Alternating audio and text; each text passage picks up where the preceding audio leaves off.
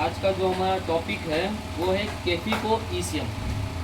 लिखो, टॉपिक है कैफिको ECM.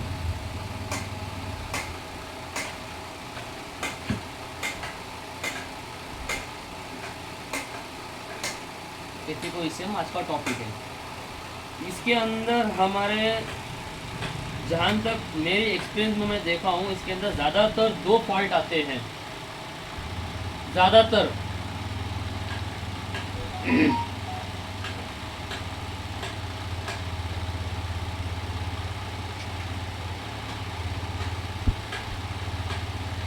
Number 1, no check light.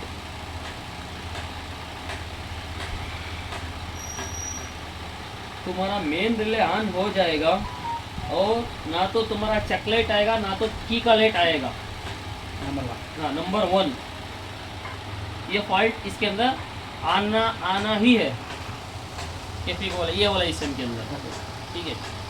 और इसके अंदर और एक प्रॉब्लम आती है, ज़्यादातर आरपीएम काम नहीं करता और तुम्हारा पावर स्टीयरिंग काम नहीं करती है।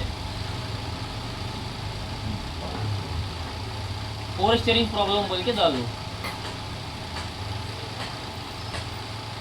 ये दो प्रॉब्लम कॉमन है। और इसके अंदर और एक प्रॉब्लम आती है, कॉयल पे सप्लाई जो होती है डायरेक्ट आ जाती है। 3 नंबर। हाँ, उस टाइम पे जब भी आपका कॉयल के ऊपर सप्लाई डायरेक्ट आ गई तो उस टाइम पे कॉयल आपके बार बार उड़ेंगे, गर्म होंगे, जल जाएंगे। गाड़ी कॉइल। हाँ, जो स्पार्क प्लग के जो कॉयल होते हैं, इग्निटर जो बोलते हैं, वो बार बार जल जाते हैं या स्पार्क प्लग बार बार उड़ जाते हैं। ठीक है, वो क्यों होता है? इसके कारण होता है, जो ईसीएम के अंदर जो हार्डवेयर में, इसके अंदर मैं आपको बताऊंगा, इसके अंदर एक प्रॉब्लम आता है।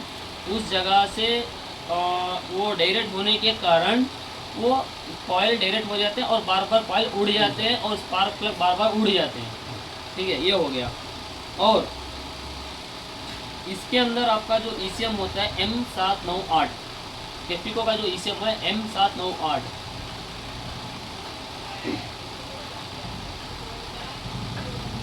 हो गया। और इसके अंदर दो प्रकार के इंजन आते हैं, एक आपका 1.1 और दूसरा आपका 1.2। जो 1.1 है उसके अंदर आपको 3 क्रैंक सेंसर की वायर देखने को मिलेगी। जो 1.2 है उसके अंदर आपको 2 क्रैंक सेंसर की वायर मिलेंगे। ठीक है। 1.2 में सर क्रैंक सेंसर। 1.2 में जो क्रैंक सेंसर होता है, आइडेंटिफिकेशन आपको कैसा करें, क्योंकि हमारी जो एक्सपीरियंस है, हम इंजन को देख के हम मालूम कर लेंगे। आप जो आप सीख रहे हो तो आपको मालूम करने का जो तरीका होता है, 3 क्रैंक सेंसर की वायर, आपको जो क्रैंक सेंसर का जो कपलर होता है उसके अंदर आपको 3 वायर दिख गए तो वो आपका 1.1 इंजन है। जो क्रैंक सेंसर कपलर जो है उसके अंदर 2 वायर आ गए तो वो है 1.2। ठीक है, 1.1 का डेटा अलग है, इंजन का जो क्रैंकिंग हो गया या गाड़ी स्टार्ट करने का जो डेटा होता है वो अलग हो गया, 1.2 का डेटा अलग हो गया। ठीक है। और 1.1 i10 में भी आता है, i20 में भी आता है। हाँ, और किसी में इमो आता है, किसी में इमो नहीं आता है। जिसमें इमो नहीं आता वो स्मार्टरा है। जो स्मार्टरा जो होता है, जिसके अंदर इमो है वो स्मार्टरा है, जिसके अंदर इमो नहीं है वो स्मार्टरा नहीं। स्मार्टरा तो एक नाम हो गया, मेन जो इमो का नाम बोलते हैं। ठीक है, ये हो गया 1.1। इसके अंदर 2 इंजन है, एक इंजन आपका 1.1 और दूसरा हो गया 1.2। ठीक है, और 1.1 और 1.2 दोनों हार्डवेयर में चेंजेस है। ठीक है, दोनों हार्डवेयर में चेंजेस है। अभी मान लो मेरे हाथ में ईसीएम है कैफिको का, अभी ये जो है 1.2 का ईसीएम है, अब 1.1 में लगाना है तो नहीं लगा सकते, नहीं लगा सकते। ठीक है, हाँ, क्रैंक सेंसर का उसको हम जुगाड़ करके कर सकते हैं, उसका एक वायर अर्थिंग लगा के हम काम कर सकते हैं, मगर वो 100% नहीं चलता गाड़ी। कहीं 200 किलोमीटर चले गए या 500 किलोमीटर चले गए, ये क्रैंक सेंसर उड़ने की बहुत ज़्यादा समस्या आती है। जो 1.1 ईसीएम है आप i20 1.2 में बहुत आसानी से लगा सकते हैं, कोई हार्डवेयर में कोई चेंजेस नहीं, सिंपल डेटा डाल के आप काम कर सकते हो। ओके, 1.1 हाँ, अभी बात आती है वरना वरना में भी ये वाला ईसीएम आता है कैफिको वाला, उसके अंदर आपको 4 मॉसफेट आपको देखने की मिलेंगे। ये जो मॉसफेट होते हैं ये कॉइल को सप्लाई देने के लिए यूज में आते हैं।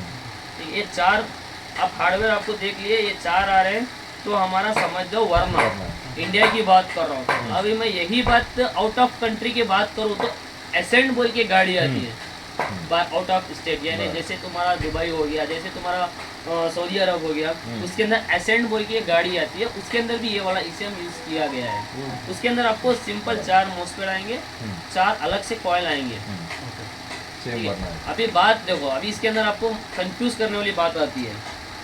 i20 जो है 4 सिलेंडर है, वरना जो है 4 सिलेंडर है, इसके अंदर 4 मॉसफेट इस्तेमाल किया है।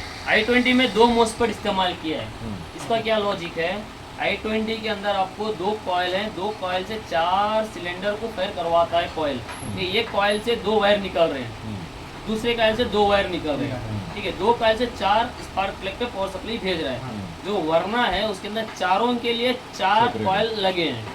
इंजन बड़ा है, हाँ, थोड़ा इंजन बड़ा है, उसको सीसी ज़्यादा चाहिए, स्पार्किंग ज़्यादा चाहिए। ठीक है, इसकी वजह से आप ये 4 कॉइल आपको देखने को मिलेंगे। आप वरना का ईसीएम लेके i20 में कन्वर्ट कर सकते हो, i10 में कन्वर्ट कर सकते हो। शर्त ये होना है 1.2 होना है। बात समझ में आई? अभी आपके पास ये वरना का ईसीएम है, 2 मॉसफेट आप निकाल देंगे, 2 रेजिस्टेंस आप निकाल देंगे। इधर का जो सबसे आखिर का जो पॉइंट है उसमें एक रेजिस्टेंस डायरेक्ट मारेंगे या 0 ओम्स का रेजिस्टेंस डालेंगे या एक वायर डायरेक्ट मारेंगे। मारने के बाद आपको केटेक से या FC200 से आप डेटा डालोगे, जो आपकी अकॉर्डिंग उसका डेटा डाल के आप उसको कन्वर्ट कर सकते हो। बात समझ में आई? अभी हम क्या कर रहे हैं, आज की ये जो थ्योरी है उसके अंदर हम ये जो वरना का ईसीएम है वो हम i20 में कन्वर्ट करेंगे। ठीक है, जो हमारा पास जो रोज़ हमारे पास काम आता वही उसी के ऊपर हम आपको काम करेंगे। ऐसा नहीं मेरे पास तो बहुत सारे ईसीएम पड़े हैं, कोई भी उठा लिया, उठा के आपको काम भाई नहीं करा रहा हूँ।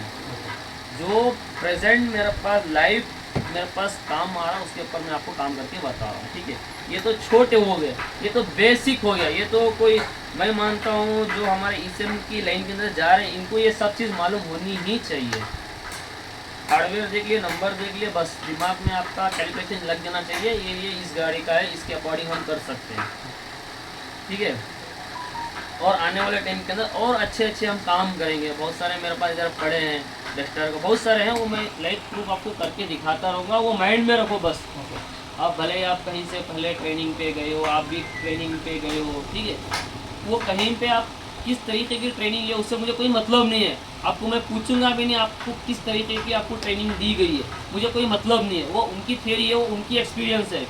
मैं किसी को नीचा नहीं गिराना चाहता हूँ, वो उनको आपको सही तरीके से ट्रेनिंग नहीं दी है, क्योंकि आप अलग जगह से ट्रेनिंग लेके आए और ये भी अलग जगह से ट्रेनिंग लेके आए, दोनों अलग अलग जगह के। मगर मुझे कोई मतलब नहीं है आप क्यों उधर नहीं सिखाए, आपसे इतना पैसा लिया, मुझे कोई मतलब नहीं है।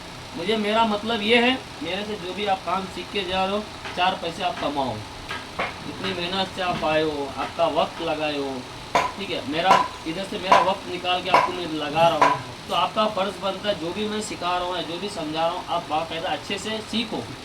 कुछ भी डाउट है अभी पूछो मुझे, कल जाके घर पे जाके मुझे फ़ोन मत करो भाई ये जो आपने कैफिको का बताया वो समझ में नहीं है। जो भी आपका फॉल्ट आपको दिमाग में चल रहा है अभी पूछो, प्रेजेंट नहीं सर, क्लियर है ना।